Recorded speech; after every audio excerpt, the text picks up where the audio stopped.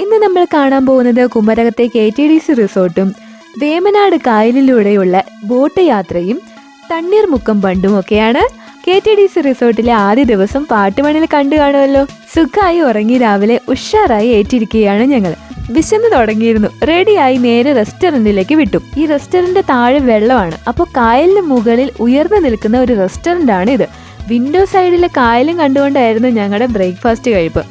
Chocos കഴിച്ചു, പിന്നെ 2 പൂരി, ദോശ, സോസേജിൻ്റെ 2 കഷ്ണം, കുഞ്ഞ് ഏത്തപ്പഴം, ജ്യൂസ്, ഇതൊക്കെയാണ് കേട്ടോ കഴിക്കാനെടുത്തത്.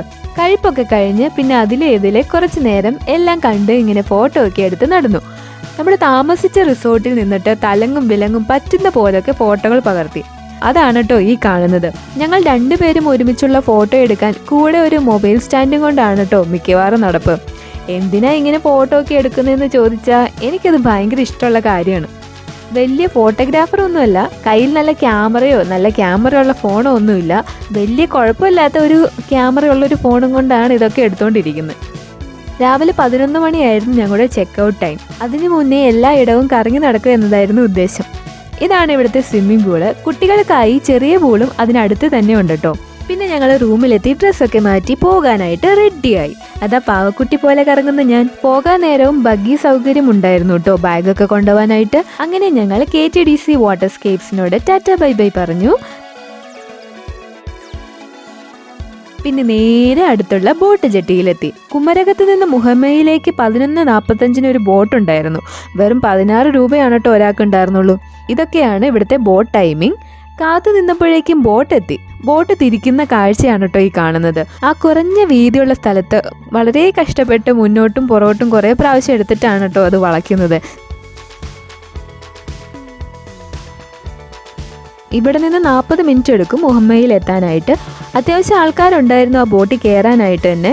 അങ്ങനെ നമ്മൾ ബോട്ടിൽ കയറി അങ്ങനെ വേമ്പനാട് കായലിലൂടെ ഒഴുകി പോവുകയാണ്. മത്സരിച്ച് നീന്തുന്ന കണ്ടോ?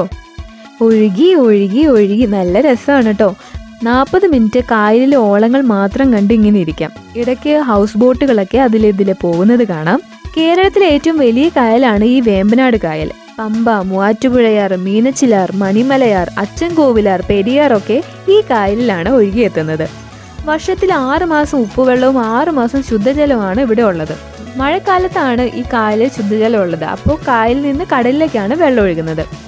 നല്ല രസമുണ്ടായിരുന്നു. എന്തായാലും മുഹമ്മയിൽ ചെന്ന് ഇറങ്ങിയപ്പോൾ അവിടുത്തെ പള്ളിയിൽ പെരുന്നാൾ എന്തൊക്കെയായിരുന്നു. അവിടുന്ന് ഒരു ഹോട്ടലിൽ കയറി ലഞ്ചും കഴിച്ച് അടുത്ത ബോട്ട് വിളിച്ച് നമ്മൾ കുമരകത്തേക്ക് തിരിച്ചു വന്നു. എന്നിട്ട് നമ്മൾ കാറും എടുത്ത് വീട്ടിലേക്ക് പോയി. പോകുന്ന വഴിക്ക് വേമ്പനാട് കായലിൻ്റെ മുഖ്യ ആകർഷണമായ തണ്ണീർമുക്കം ബണ്ട് കൂടി കണ്ടു. കാണാൻ വേണ്ടി തന്നെ അത് കയറിയതാണ്. കുട്ടനാടിലെ നെൽകൃഷി ഉപ്പുവെള്ളം കയറി നശിക്കാതെ ഇരിക്കാൻ വേണ്ടിയിട്ട് 1975 നിർമ്മിച്ചതാണ് ഈ ബണ്ട്. ഒരിക്കലെങ്കിലും വേമ്പനാട് കായലിലൂടെ ഇത്തരം ഒരു യാത്ര എക്സ്പീരിയൻസ് ചെയ്യേണ്ടത് തന്നെയാണ് കേട്ടോ. നിരവധി ടൂറിസ്റ്റുകൾ എത്തുന്ന ഒരു സ്ഥലമാണ് ഈ കുമരകം. യാത്രകൾ ഇഷ്ടപ്പെടുന്നവർ ഒരിക്കലും മിസ് ചെയ്യാൻ പാടില്ലാത്ത ഒരു സ്ഥലമാണ് ഈ കുമരകം. കൂടുതൽ വ്ളോഗ്സ് ആയിട്ട് ഞാൻ ഉടനെ വരുന്നതാണ്. സബ്സ്ക്രൈബ് ചെയ്ത് കാത്തിരിക്കുക. Bye bye.